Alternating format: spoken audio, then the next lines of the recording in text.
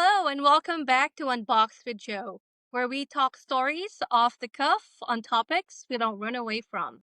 The podcast where we unpack real stories from real people. Whether tuning in from work, at home, or abroad, I'm so glad you're here. Today, I'm so honored to sit down with my friend and former colleague, Crystal Smith. We first met back when we were both sous chefs at Guggenheimer in Seattle, Washington, pushing through the fast paced, demanding world of corporate kitchens. Since then, Crystal has blazed her own trail, becoming a general manager and now the proud owner of her own business, The Well Prepped Chef. Born and raised in Orting and now based in Buckley, Washington, Crystal represents what it means to take control of your journey, to lead with passion, and to build something that reflects not only skill but also heart. She's a proof that women can own their space in the industry, stand tall in leadership, and create impact on their own terms. Welcome to the show, Crystal. Thank you. Thanks for having me. I'm so happy to be here. The pleasure is all mine. Okay, we'll dive into the first question for this episode. What was it like growing up in Orting? So, Orting is a small town, and we lived outside of town. I went to a small school. I think that I had 65 people in my graduating class. I was kind of secluded in my family unit with my sister and my parents. Like I said, we lived outside of town a couple miles, and I was raised in a strict religious home, so I didn't, get out much and socialize with the friends in town, but it's a small town and honestly very wholesome, nice place to grow up overall. But I just didn't have much exposure to the outside world. Was food always a big part of your childhood, or did your love for cooking come later? It was a big part of my childhood. My mom stayed home with us until I was in seventh grade. And of course, she cooked a lot and we had the family dinners around the table and everybody kind of ate together. And then when she went to work, it became, since I was the oldest daughter, it fell on me to make the dinner and she would, leave out ingredients for me. And maybe I would use a cookbook or just my imagination, or she would instruct me from work, to make whatever we had on hand with, you know, whatever she had laid out. So she might defrost some chicken or something. And then it was up to me to make it palatable for my dad and my sister. So that was where I started when I was, she had us helping early on, but right about that time is when seventh grade or so is when I started really actively cooking. How did Green River College shape your early steps into the culinary field? It didn't have a lot of culinary instruction when I was there. They don't have a lot of courses for it, unfortunately, when I went there at least. But because I had had such a sheltered childhood, when I went to college there, it did help me to kind of start thinking outside of the box of who I wanted to be and what I wanted to be outside of my own culture. And that was extremely helpful in my young adulthood development. So let's talk about Guggenheimer. What do you remember most about those days when we were working side by side? Well, honorable mention is to the pigs in blankets for you and I. Making hundreds of those is always a fun time. However, um, I think that the best gift from Guggenheimer is that stable foundation of, having to produce all of this food and all of this volume at a high level. It's under a lot of pressure, not a lot of, um, you don't have a lot of wiggle room. It's like, get it done right, and move on with your life. In a kitchen where you might be working with three people or you might be working with 15. And so it's almost like a double-edged sword. It's a really amazing way to get a lot of experience, and it is also extremely difficult to work in that environment. So That's what stands out. Especially as far as I can remember, when you work for Guggenheimer, you handle different accounts, especially if you're a traveling sous chef. And each account has different dynamics, different staff, different recipes that you have to actually do, different standards. And it actually prepares you to be the jack of all trades, where you have to just be ready with any position from front and back of the house to just do what it's needed in order for the operation to just push through for that particular day. It has its good and bad days too as well. Especially when you mentioned the pigs in the blanket. It was fun making hundreds of pigs in a blanket with you, but just the I remember those pigs in a blanket had that thread of phyllo that is, it's kind of like a knefe, right? Oh Yes. my God. Like, I hate the fact that it's not like your typical pigs in a blanket. It's actually a bougie pigs in a blanket, especially working with Klaus. Klaus is the general manager for what account? It's Sanmar, right? Sanmar Yeah. account in Club. And Yes. him and his French thinking of cooking gets you like spinning in circles over and over. Yeah. But I think it's actually one of my best experience. Not only the pigs in the blanket, we're doing like hundreds of cookies, unlimited cookies that particular day, especially when we have big catering. So Buchenheimer, if you are a traveling sous chef, you're not only a sous chef, you're getting from one account to another. That you can be a sous chef for that particular account for that week or day. You can be the GM, you can be the catering chef. You have to wear all these hats. And I think it prepares you for the future, and it prepares you for what you currently also have right now, especially running your own business. But we'll get into it here in a little bit. So, what was it like transitioning from sous chef into a leadership role as a general manager for Guggenheimer back then? Well, I will say it is the best thing that I did, and it was also the hardest thing I did.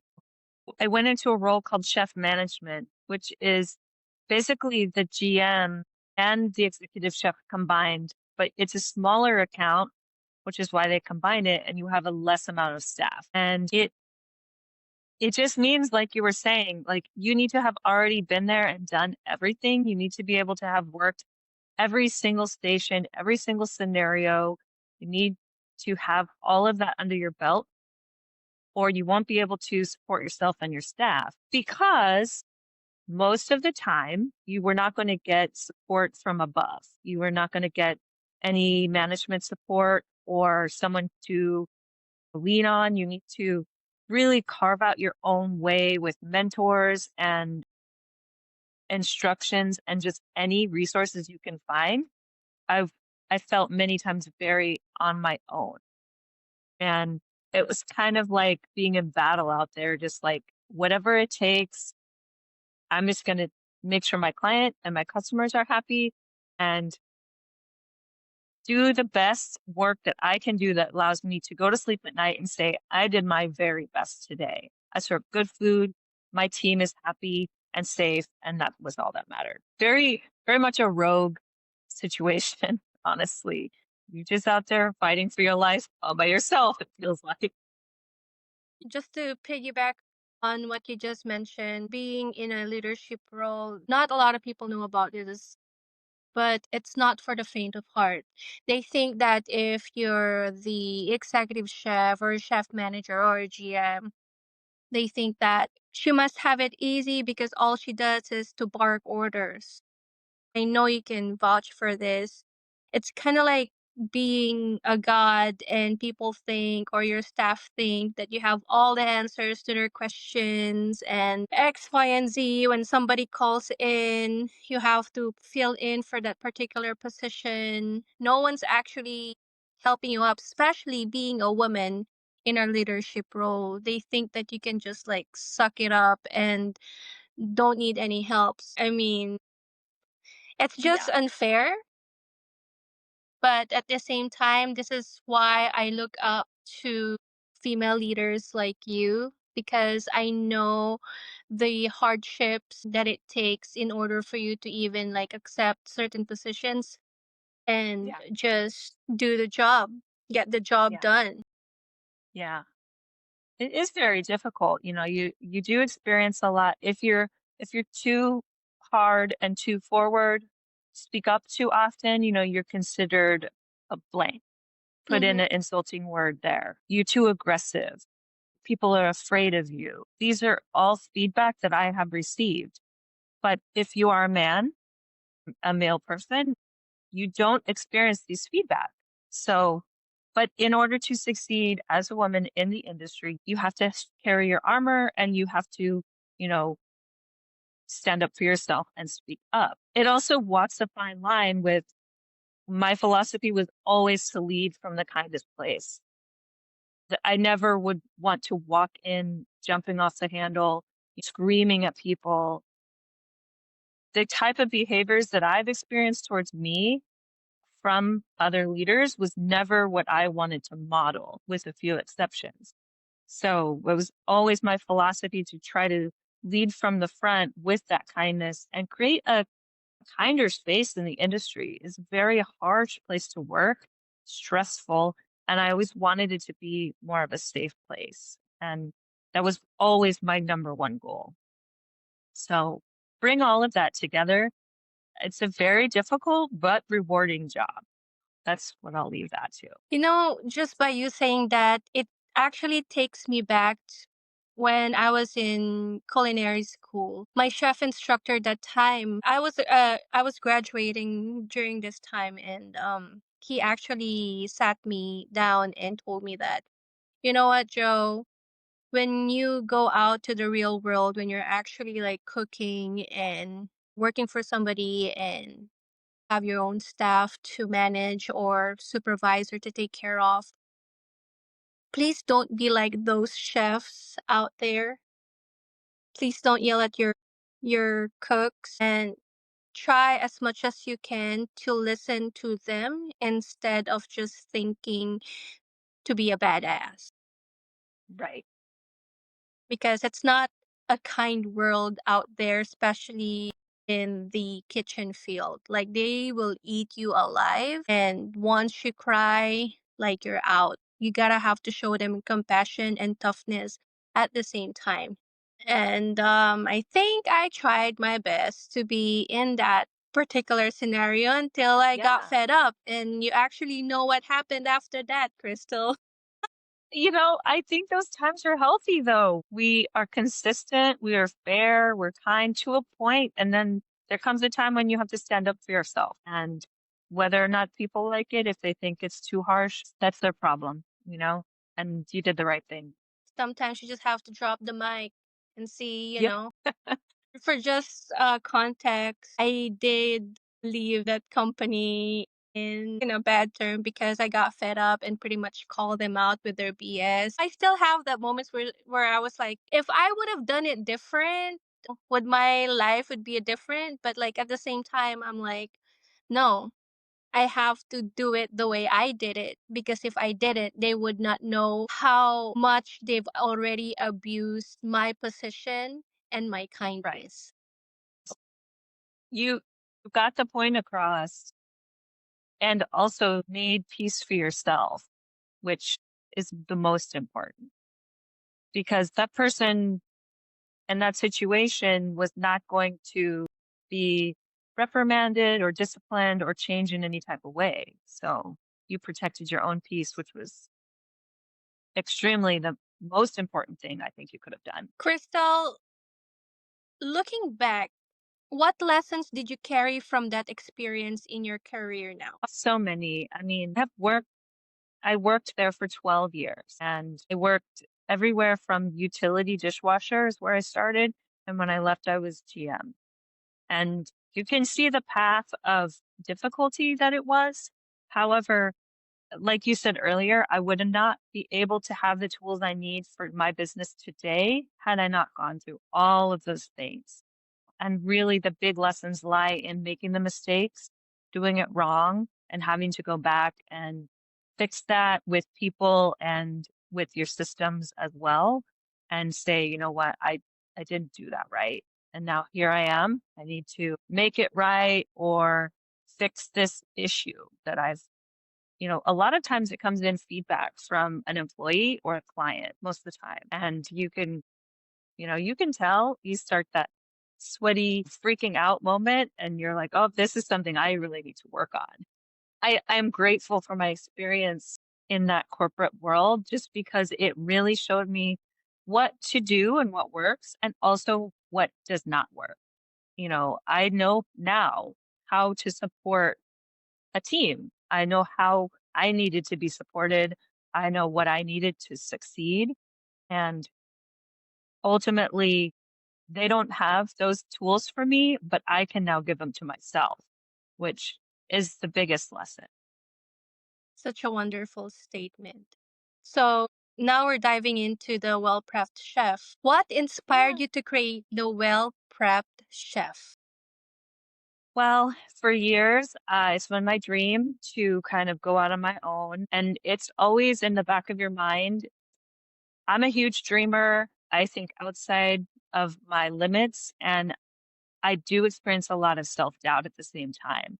So it was something that I said, "Oh, I need the stability of this job. I need these, benefits. I need this schedule." But it got to a point where I was very overwhelmed. I was commuting 3, 4 hours a day. I was working 10 to 11 hours a day. I was in management, so that's a huge load and stress. And I reached a breaking point at one point last fall where I said, I've got to make a change. There has to be something better. I cannot continue. And fast forward a few months, I had decided at that time, you know what, I'm going to make steps towards opening this business. Whatever that looks like, I don't know, but I'm just going to go for it. Cut my losses type of thing. Um, and we found out at that time that the contract I was working for, which was Perkins Coie, was closing. And so I made a commitment to stay until the end, which was around May or June of this year. And luckily, I was able to get laid off, which really pushed me forward. And I was able to work with the state and get into a small business assistance program, which just allows me time to really kind of open the business without a lot of pressure. So I'm really grateful for that. The dream was always there. It just was a matter of like taking the leap of faith. Like I said, I don't know if I would have done it if I didn't have that push. I'd like to think I would, but I was kind of fed up. So it was time. But the dream really, my philosophy is showing love through food. I really believe that a good meal can bring people together and really it crosses cultural boundaries and brings us in together in a way that other things can't. So my goal is to provide that type of love in my food and just work in my own community and donate more time and put more business into my own community as well. So that's the dream for the Well Prep Chef. Beautifully said. What's the most rewarding part of being your own boss? There's so much freedom. So far, it's not like I don't work. I work very hard, but I work on my own terms. I have my own schedule. I am able to take care of myself in a way that I never have. And I'm not talking about self-care like a bubble bath, which is great, but I'm talking about like getting proper rest and being able to like actually care for myself, which all goes to the wayside when you're under stress and you are held by that corporate leash. Like truly your life is not your own. I'm able to regulate my schedule and my clients to where if I need a little time for my family or anything like that, I'm able to, know, go and see my parents in the morning, which I was never able to do. Like, I just never got to have any family time. I never got to, you know, do anything on work days. It was just work and sleep a few hours and go back to work. So really that daily grind is behind me, so to speak, for now. I will always work hard because that's who I am, but I want to do it or on my own terms and with my own, uh, my own dream. So that's the biggest reward that I've seen so far. And of course, what's been the biggest challenge stepping away from the corporate kitchens into entrepreneurship? Entrepreneurship is its own kind of work. It has its own very difficult moments, as you all know. The hardest part is getting through all of the initial, kind of bureaucracy and paperwork. There's a lot of fees, a lot of paperwork, a lot of, taxes, and those logistical things that you have to think about that I, while I am used to running a business, I'm used to having all those things done for me. So, profit and loss, food cost, labor, those things are easy for me. But when it comes to those really difficult governmental items, that's tough. And really having to go out and, drum up your own business. You need to learn how to make a sales pitch, how to, bring people in and make them feel welcome so they'll want you in their home, ordering from you or whatever your business model is. So that's the most challenging part so far, but it's that good challenge, that creative challenge that really inspires me. And you hold your own time. Yeah, exactly. So I know you hiked in Nepal just recently. Yes, That's incredible. it How did was. that experience impact you personally or even influence how you approach life and food? Oh gosh. Okay. It was life changing. I had never traveled outside of North America, had been to Canada, Mexico. So it was my first truly intercontinental trip. And I went with a beautiful group of ladies who are also hikers, which is so inspiring, many of whom are business owners and entrepreneurs of their own, and just a group of people that I look up to. The Nepalese people are some of the happiest, most joyful people I've ever met, yet their life is so simple and they really thrive on a lot less than we do in America. And so having that experience of seeing, the simplicity of how they're living and just the happiness with which they go through life is so incredible. Of course, I was in the Himalayas, which are like overwhelmingly beautiful. So the entire experience caused me to stop and think, kind of that what is life moment of what am I doing? What am I only have this one life that I know of. Am I experiencing everything I can? Am I maximizing my experiences and finding joy in that simple plate of rice and dal? And am I also looking up at these things that are around me and making sure that I'm seeing the whole world around me? Because a lot of times when you're hiking, you're looking down. You're trying not to stumble, you're trying not to fall, and if you don't look up, you don't see the beauty that's around you. So the analogy for me in life was so good. There's a million things. At one point, we had beautiful guides, two Nepalese guides and several porters as well. And the guide said to us, we were at a pass that was 17,000 feet. In perspective, Mount Rainier is 14,500, something like that. And so we were up on top of this pass and we're fighting for our lives, literally like gasping for breath, trying to make it over the top of this mountain. And he says, this mountain is the mountain of life. And once you have climbed through this, you can climb anything. And truly it sounds cliche, but like you think you're not going to be able to make it over that hill.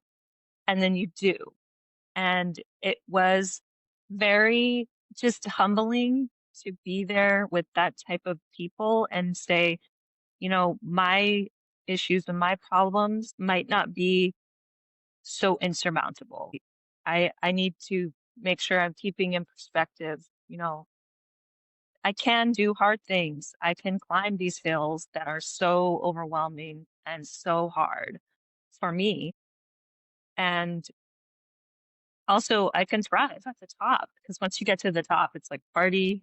I made it. You feel so just good about yourself because you did it, you did the hardest thing you've ever done, which it was physically and mentally. It's literally one step at a time. You cannot breathe because there's no oxygen, but so fulfilling, and think, I am okay with a simpler life. It really gave me courage to step out into the business world too, because that security of not having a paycheck just coming in no matter what is difficult. But I came back with the knowledge that, like, yes, I can live a lot more simply than I do. And I need to make time and prioritize my simple life and my mental health instead of just pushing for more, more, more, more what? Money? More. That's not the answer to everything. Sure, it's a tool. But yeah, Nepal, it changed me in ways I trying to describe, but it's difficult. So, an amazing experience I recommend for anyone. Wow. I can only dream of going to Nepal and experience what you've experienced. I'm so happy that you're able to see life in a different, perspective. And um I wish one day I'll get to actually experience what you did. Just hearing your story about your journey to Nepal just makes me want to, live that moment that you did. Yeah, I highly recommend. And you've had many traveling experiences, so I'm sure you've experienced similar, but it's just, I guess your first time is just so meaningful. Was for me. Well, I'll keep it on my bucket list and make sure Yes, I'll let you know once I'm heading that direction. good. So let's go back to Buckley, Washington. Yeah. How has that environment shaped your lifestyle or your cooking? Uh, It's a beautiful place. Honestly, I love living there. We have a view of Mount Rainier. It's just a small town, really, but it is growing. And when I say growing, I mean we have a lot of small businesses brought in by young people or, people who are kind of fresh in the community. For a long time, it held a certain culture that was not progressive at all, in my opinion. But now I'm seeing a lot of fresh new businesses. I'm really enjoying it because everyone is supporting each other. Uh, the other business owners are providing resources and reaching out to me, which is very refreshing. There isn't a lot of food culture in my town. Working in a place like Seattle is wonderful, but I live 50 miles out of the city. So that area is not very eclectic in their food choices. So what we do have is a lot of farms and a lot of growers and things like that. So where I get inspired is how can I incorporate those farm fresh items to the table, which is something I'm actively working on. So it is a wonderful place to be able to work with those farmers to grow like that, as I can't do it. At least I don't right now. But there's many talented growers in the area. That's a huge part of the culture. So looking forward to that. Well, I'm excited for you to actually get to know more of your local farmers and work with them. When I started my own personal chef service, that's one of the most rewarding thing that I've actually experienced as a small business owner. Hmm. And being a one woman operational, a business is working with local farms, especially when I used to live in Hawaii. Yeah.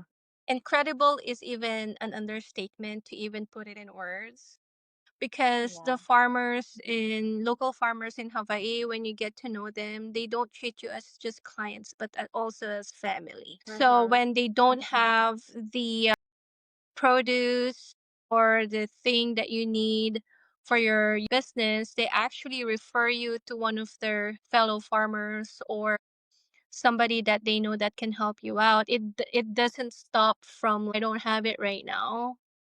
but Sure. they would be like, I know this other farmer back in in the east side. I know that he can help you out. Let me give him a call and have this product ready for you in a couple of hours. Wow. That's beautiful. Yes, and even in Washington State, I do remember just when you connect with people that sell in their products in Pike's Place Market, because I do know that majority of those vendors actually have their own farm. And Hmm. towards the end of my journey in Seattle before moving to Hawaii, I've had a few caterings that I had to do, and I just connected with some of the farmers over there and was able to actually visit their own farm and pick my own produce, which is like so amazing. Beautiful. Yeah, Yeah. so I'm so excited for you to get to know more of your local farmers in Buckley. And I do know this. You're a good person. Not only you're a great person, and they would love to be part of your growing business. Yeah. I hope so. All right. So, how was your marriage supported or influenced your journey as a chef and business owner? Wow. This has been an interesting topic for me in my internal monologue, I guess you could say. I Nice. When I told you before, I was working for Guggenheimer last fall, I did, kind of reach a breaking point there. And my marriage is very strong. We've been together for 13 years. We're celebrating 10 years actually right now in Hawaii. He was very supportive and instrumental in me going to work for Guggenheimer. We met at a restaurant where I worked before I worked for Guggenheimer. So, our relationship has been around food the entire time. I worked at a small family restaurant at that time, and he was a customer, and we got to know each other, which was beautiful to me. It's very organic way to meet somebody. And it just kept working. So we stayed together and got married. And he was very instrumental in me having the support that I needed to get that job. It was like entry level, low paying. I believed that I could really go far in the company and I could work as an apprentice and get what I needed to succeed. And it was true. And much of that had to do with him and his support at home and, making sure I had what I needed to keep going. So I'm really thankful to my partner for that. There did come a time though when I knew that I had kind of gone too far in that management journey and the stress that I was experiencing was causing me to, it is carrying over to home. And I was taking it out on him, and I wasn't able to recover and separate myself from that high level of stress because it was unbelievably heavy. And that was the point I knew I had to leave because this job was not going to take my marriage. I just Mhm. wasn't going to let that happen. It wasn't worth it. So that doesn't mean that entrepreneurship will be any easier on the partnership. However, we are good at working together to solve problems. And he's extremely supportive of me and my dreams. So we get to kind of work together through any issues. And he has been extremely helpful in just, troubleshooting and helping to bounce ideas and this could work, that could work, and we both love to talk about, in years from now, maybe we'll have this and maybe we'll have that as far as, you know, a brick and mortar or a facility of some kind that allows me to really just go crazy with my dreams. So I'm grateful to have someone who takes an interest and also who is supportive. It's been incredible. So You have such a loving husband. I met him once or twice in my life. I always admire how power couple you guys are and how much you guys support each other, and happy anniversary. thank you. I hope that you have many more anniversary celebrations in Hawaii, and hopefully you guys can visit Europe so we can also celebrate you guys over Yeah. here. I'd love to see Germany or anywhere in Europe that you want to meet me. I'm not only rooting for you, but I'm also rooting for your marriage. Thank you. Thank you. All right, Crystal. I always end with these three questions I ask all my guests. The first one is, if you could speak to your 5-year old self, what would you tell her? I would tell her, don't let anybody walk on you. Have courage to stand up for yourself because people are going to talk about you either way, and you may as well stand up for what's right. All right. If there's a mirror in front of you right now, what message would you give yourself? I would say, don't let the fear win. You can do anything. Dream and go after it because I think the mountain is us. And if the mountain is me, I'm pretty small, so I can get over that hill. And lastly, if there's anything you've unboxed in your life, a discovery, a lesson, or a realization, what would it be? Truly, kindness will get you farther than anything else. Being true to yourself, laying your head down and knowing you did what was right in the kindest way possible is the only way to really have joy for me. So, living the kindest life possible and moving forward no matter what with that joy, knowing you did what was kind and living easily with that, sitting well. Crystal, thank you for sharing your story, your strength, and your journey with us today. Thank you, Joe, for having me. It's been such a pleasure. Well, the pleasure is all mine, girl. It's inspiring to see a woman who not only rose through the ranks in a tough industry, but also had the courage to step out and build something of her own. You remind us that success isn't about following the path that's been laid out for us. It's about creating the new ones. For those listening, if you want to connect with Crystal or learn more about the well prepped chef, you can find her on Instagram at Crystal underscore well prepped chef or visit her website at the wellpreppedchef.com. May her story be a reminder to every woman out there that the kitchen and the world has a space for your voice, your leadership, and your dreams. This has been another episode of Unboxed with Joe. And as always, keep unboxing the real you. Good day, everyone. Thank you, Crystal. Thank you, Joe.